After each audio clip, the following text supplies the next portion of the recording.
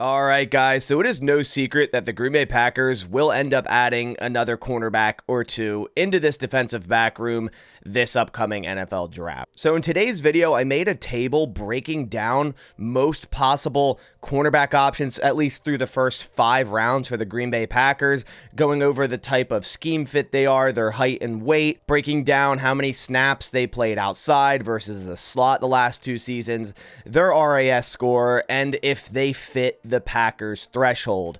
And what I mean by the Packers threshold, we all know the Packers have particular thresholds at certain positions, wide receiver being one of them. They really, really love their athletes. That's why we talk about RAS so much on this channel, which is the relative athletic score. Basically takes everything in terms of an athlete, a 40-yard dash, vertical, that, etc., and gives them a number value. The higher, the better. And in the past, in terms of a skill position, the Packers just tend to draft athletes. So I made this table breaking this all down to give us a better idea of what cornerbacks in this upcoming draft class may actually be on the Packers' radar, because there are a few, actually a lot of them, that you can pretty much cross off the Packers draft board. I know that's, early to say, but when you look at the history of the Packers drafting cornerbacks and what they like, yeah, there's a couple outliers here and there, which we'll go over, but most of the time it follows particular rules. And Gutekunst has been here over a decade, at least scouting, and then of course now the GM.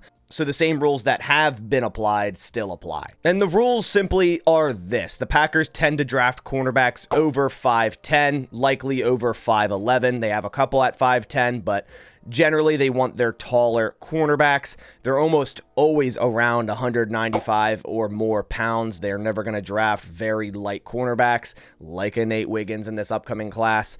Now that I say this, watch, the Packers will draft Nate Wiggins, right? And then also they always tend to draft cornerbacks with a 9.0 or greater RAS score. So just to name the recent cornerbacks in the past 9 or 10 years, Valentine last year a 9.3 RAS, Stokes in 2022 with a 9.37, Shmarjan Charles was an outlier. He was 5'10", 184, and a 4.24 RAS. It just made no sense, and it obviously didn't work, so I doubt Gutekunst does it again. Hallman in 2020 had a 9.22 RAS. In 2018, Jair had a 9.53, and Josh Jackson had a 9.26. Then when Gutekunst was player personnel in 2017, Kevin King, a 9.94.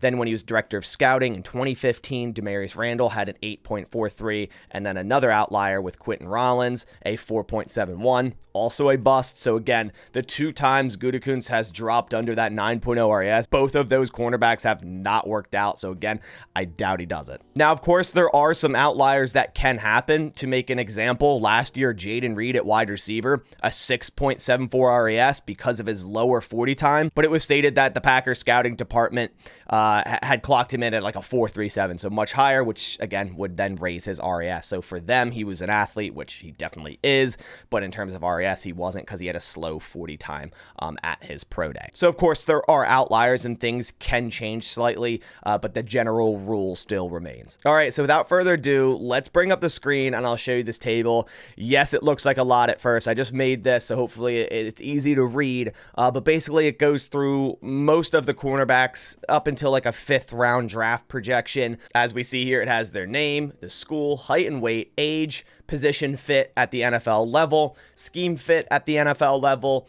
how many slot snaps in 2023, how many wide snaps in 2023, same thing for 2022, then their RAS score if they have one, and then if they fit the Packers threshold, and then their projected round. So quickly, I want to go over the top 5 guys. These are the guys that potentially could be selected in the 1st round, and some of these may be available at pick 25, or where the Packers, will be picking unless they trade up or down. So Cooper DeJean, I have him on the top here, but any of these cornerbacks, I think Quinyon Mitchell's probably cornerback 1. I was just simply going by the PFF rankings, but I'd say Quinyon Mitchell and Terrion Arnold might be above him. But Cooper DeJean here, 6 foot, 203 pounds, fits that Packers threshold. His position fit in the NFL, outside/slot. I think he can play either. In college, he played more of a zone off man. I think he can press at the NFL level. I think he has the physicality and the athleticism, but in general, that was his scheme at Iowa. Iowa loves their cover 3 corners. corners, right? So he barely played slot last year, 3.3%, where he's 89.4% out wide. The year before that, a little bit better, right? 17% in the slot, 67% out wide. But generally, you know, he was an outside cornerback at Iowa, but he definitely can transition into the slot at the NFL. He doesn't have an RAS. He didn't compete at the combine, obviously coming off that broken leg. And yes, he does fit the Packers threshold. So Cooper DeJean, definitely an option. Quinyon Mitchell also fits the Packers threshold, a 9.81 RAS. He's going to be an outside cornerback at the NFL level. He's a cover 3/zone guy. So we know the Packers want to play more man, and we keep hearing press man, but they're going to play a lot of different things. You know, read and react, zone coverage, as Jeff Hafley stated as well. But we can see the last 2 years, basically all of his snaps out wide. Nate Wiggins is someone that I like, but he just simply doesn't fit the threshold of the Packers due to his weight. The 173 pounds, the Packers have never drafted a cornerback under Gutekunst that light. He'll be an outside cornerback, and scheme varies. He can play man, he can play zone. As you see here, he barely played any slot. I mean, 2.8% last year, 0.6% the year before. So he's an outside cornerback, but does have a great RAS, a 9.43. So for the Packers threshold, I put no. Would they take him at 25 if he's sitting there? I'm not exactly sure. If I put no here on the threshold, it doesn't mean 100% these guys aren't going to be taken by the Packers, but the likelihood is low. Then we have Terrion Arnold, who does fit the threshold, 6 foot, 189 pounds. He can play outside, he can play in the slot. He mainly played outside last year, but also had 24% of his snaps in the slot. So I think he could be a slot cornerback in the NFL. I think he has the tools to do so. His scheme is also varies. He can play press man, he can play off man, he can play zone, any of those, right? And then we see his RAS, a 9.24, which again, the Packers like. Packers threshold, yes, probably go before pick 25. But hey, if the Packers want one of these cornerbacks in the first round, and I almost forgot Cooley McKinstry as well, who's climbing back into the first round. I almost didn't include him because he did fall out for a second, but he had a nice pro day, but he still has a 5.89 RAS. So it's still low. I have him as a maybe, because maybe the Packers see him as a better athlete than this 5.89 depicts, but he's going to be an outside cornerback at the NFL level, press man type of scheme. As we see here, barely any slot snaps over the past 2 seasons. 90% outside last year, 88% outside the year before that. So out of these 5 guys, the best fits for the Green Bay Packers are definitely Terrion Arnold, Quinyon Mitchell, and Cooper DeJean in terms of their thresholds and what they like to draft. All right, before we dive into the rest of the cornerbacks, I wanted to let you guys know this video is being sponsored by BetUS, and right now on BetUS, you can get a 125% deposit match on your first 3 deposits up to $2,500. And also right now, I'm giving away $25 free bets to the first 5 people to DM me on Twitter proving that you have a BetUS account. It can simply be your account number or a screenshot of that. And the first 5 people to DM me on Twitter. So make sure to go do that quickly if you do have a BetUS account, or if you don't, go down, click the link, sign up, use code JOID125, get that sign up bonus. And also, if you're one of the first 5 to DM me, you will get a free $25 bet credited to your account. And over on BetUS, I'm actually going to place a bet with you guys right now. They just released a line on the over-under of Packers wins in 2024 to 2025 at 10 wins. I'm going over. It's at -115. I'm going to place a $50 bet down on this. Potential to win an additional $43 here. You guys can tail my bet. Let me know down in the comments if you think the Packers will have more than 10 wins next season. The hopes are high. I think the Packers will be a 12-win team next season. BetUS, America's favorite sportsbook and casino. Live betting and racebook. We're celebrating 30 years with a historic offer. A 125% sign-up bonus on your first 3 deposits. Plus 10% gambler's insurance. Get started today. BetUS, where the game begins. All right, so now let's go over the 2nd to 3rd round cornerbacks real quick. We're not going to go over every single thing here. And if you guys want to look at this chart more in depth, I'm going to put the link down in the description so you can have it for your own use and whatnot. But Ennis Rakestraw, I'm going to go by Packers threshold fits, right? And then we'll go over them. So Ennis Rakestraw isn't a Packers threshold fit. Light, 5'11", 183 pounds. Now, he could play outside or the slot, but a low RAS, a 6.118. So he's under the Packers weight threshold and a 6.18 RAS. So I don't see him as a fit for the Packers.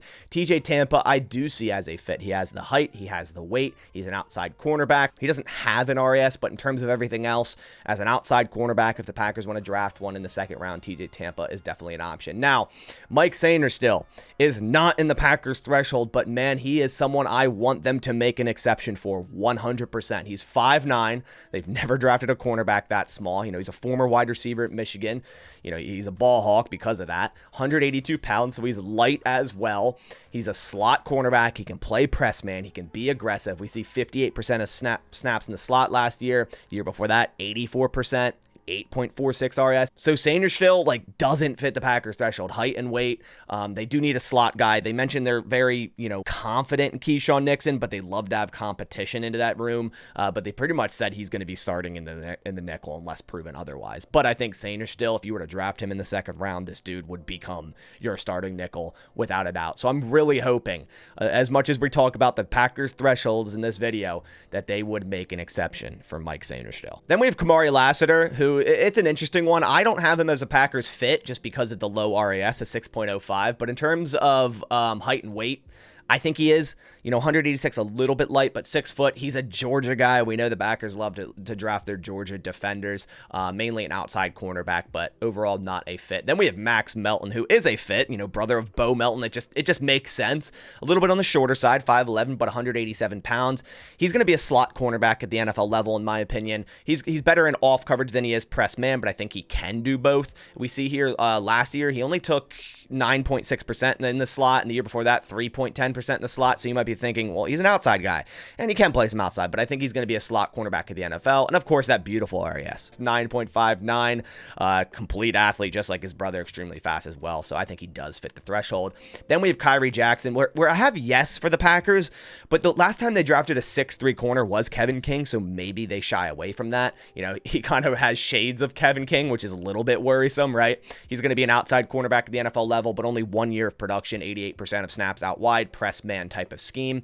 But overall, a 7.88 RAS and would fit that threshold. DJ James from Auburn does not fit the threshold, 5.83 RAS, so we can cross him off the list. Same with Abrams Drain. Both of these guys, 175 around that pounds, right? Abrams Drain, 179 pounds, low RAS, a 4.56. So DJ James and Abrams Drain, two guys that you could probably cross off the Packers board. Then we have Jarian Jones, who, if the Packers don't go Mike Sainristil because of the threshold thing, Jarian Jones is your guy, right? From FSU, 6 foot, 190 pounds, exactly where they want their guys. Slot cornerback, press man, right? 87% of snaps in the slot last year.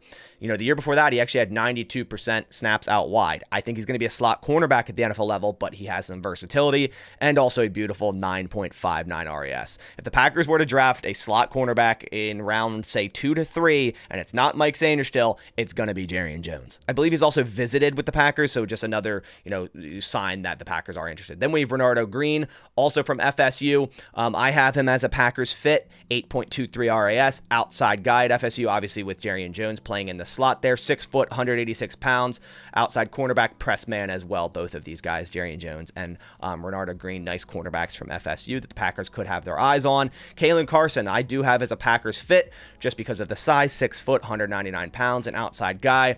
Last 2 seasons, 80% this year, 90% outside the year before that. No RAS, but does fit the height and weight. Andrew Phillips from Kentucky. I have him also as a Packers fit, 8.08 RAS. I think he can be a slot in the NFL. He could be outside the NFL. He'll probably fit more into the slot, being a little bit lighter at 190 pounds.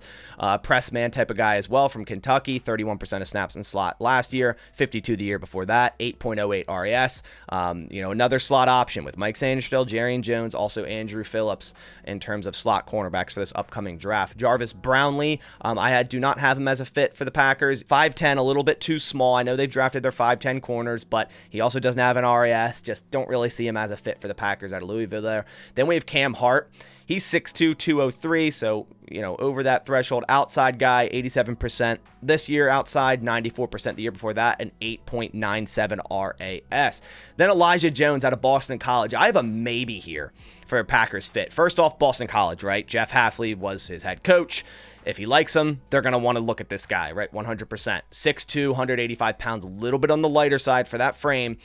Outside / slot, I think he could play both in the NFL. I think he has some versatility. He's a very various scheme, zone, press man, whatever it may be. 20% of snaps in the slot last year, 69% out wide. The year before that, 9% in the slot, 78 out wide, and also has an 8.96 RAS. So I have him as a maybe for the Packers. Now, the next 5 guys I have as not a fit for the Green Bay Packers. That includes Chow Smith-Wade, Josh Newton, Kalen King, Daquan Hardy, and Dwight McGlothern. And the only one that is a maybe or would be a maybe is Daquan Hardy from Penn State. But he's 5'9", 179 pounds. That goes against everything that the Packers have drafted at cornerback. So I still have him overall as a no for a fit for the Packers. Although he is a slot guy and the Packers need that, there's better options that fit the Packers thresholds. In terms of everyone else, they're all too short, too light, or have bad RASs. And most of them do have bad RASs. Smith-Wade, a 5.99.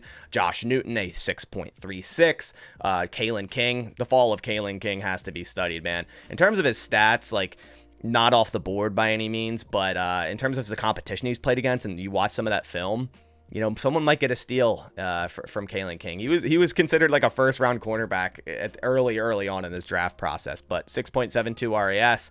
And then Dwight McGlothern, 6'2", 188 pounds, but a very low RAS at a 4.47. The last 4 I have on this list, I have 3 yeses and 1 maybe. Nehemiah Pritchett from Auburn, outside/slot. He played some slot in 2022, 15% to be exact, a 7.81 RAS.